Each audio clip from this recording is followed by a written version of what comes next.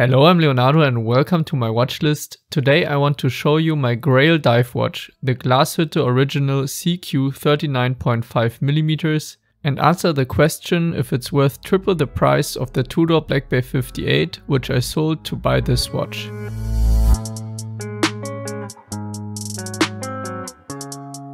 Glashütte Original is located in the famous German watchmaking town Glashütte alongside brands like Nomos, A. Lange & Söhne and many more. Mostly famous for their highly decorated in-house movements and unique designed watches like the Pano collection. Celebrating the 50-year anniversary of the Spezimatic Type RPTS 200 produced in 1969, Glashütte Original released the SeaQ in 2019, adding a true dive watch to their portfolio. The design for the 39.5mm version is directly drawn from the Spezimatic, while the bigger 43mm version incorporates the double date wheel known from other Glashütte Original watches. By now different color versions for both sizes were released, but for me none of them can come close to the stunning Sunburst style of the blue variant. But before we get into more details, let's look at the dimensions and specs. The SeaQ has a diameter of exactly 39.5mm and a lug-to-lug length of 47.3mm. The thickness measures 12.2mm including the domed crystal. The bracelet measures 20mm at the case and slightly tapers down to 90mm at the clasp. The case and bracelet are made out of stainless steel. The watch has a screw-down crown and screw-down caseback, allowing for a water resistance of 200 meters. The sapphire crystal is domed. The unidirectional dive timing bezel uses a scratch-resistant ceramic inlay. The hands and indices are filled with superluminova.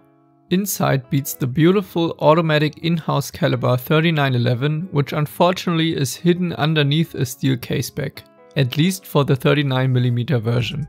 The movement has a power reserve of 40 hours and beats at 4 Hz. Seeing the SeaQ for the first time, I remember how the oddly big minute hand as well as the Arabic numerals all around the dial stood out to me. Considering the design heritage of the Spezimatic, a watch made for professional diving, the dial and handset design is completely coherent. It's all about readability. The unusual take of displaying all even numerals on the dial paired with the bold sizing makes this really unique and recognizable. What Glashütte Original did is take the original tool watch design and turn it into a luxury watch. The indices are applied and sit proudly on top of the dial, filled with white lume helping them to stand out. Same goes for the hour and minute hand, while the seconds hand is more toned down. The blue of the dial itself is chosen perfectly and finished with a sunburst effect I have never seen done so well on any other watch. It's very subtle and elegantly done. Matching the color of the dial, the blue bezel sits tightly around the beautiful domed sapphire glass with perfect alignment and a satisfying click. In contrast to the striking dial, the case is kept true to the original with a robust appearance and a mostly brushed finish. Don't get me wrong, the quality is on par with the rest of the watch, it's just kept simple. The bracelet has broad polished center links matching the elegant appearance of the dial despite the tool watch DNA. The bracelet taper of only 1mm is almost unnoticeable, making it a rather hefty but also balanced fit around the wrist. The clasp is kept short while being fully functional. My favorite part of the bracelet has to be the hidden on-the-fly adjustment system, which is unlocked by pressing the Glashütte Original logo on the clasp, allowing for size adjustments without taking off the watch. To me, that's the best possible solution. World-class dial.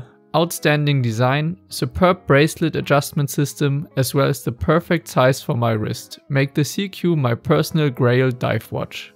The only thing I would change is the steel caseback. Yes, it's true to the original, but I don't think I'm the only one who would rather see the excellent in-house movement. The 39.5mm version in rose gold showed that it's possible. So everyone, buy the SeaQ now. I would say if it wasn't for the list price, which recently got increased from 10,000 to 11,100 euro. At least you can get the watch for 7,000 to 8,000 brand new on the grey market, but still, for now this Grail watch is out of my budget and I will part ways with it until I can comfortably afford it and they maybe update the caseback. Finally, is the SeaQ worth it compared to the much cheaper Black Bay 58? Yes, the SeaQ has some clear technical advantages.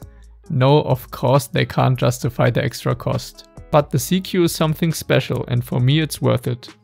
If you liked my review of the SeaQ and want to see more of my watch list, please subscribe to my channel and like the video.